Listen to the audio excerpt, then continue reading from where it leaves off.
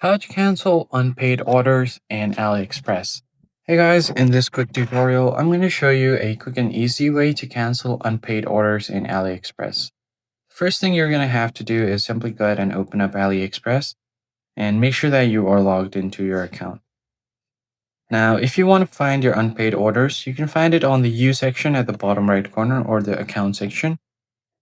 Once you head over here, you'll find all of your orders on the home screen.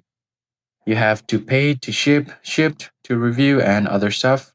So usually your unpaid orders you will find them on the to pay section.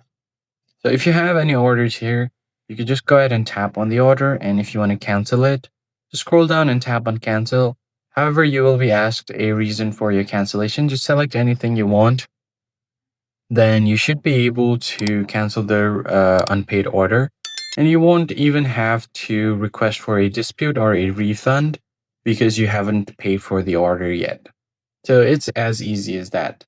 I hope this tutorial was helpful to you guys, and I'll catch you on the next one. Thanks for watching.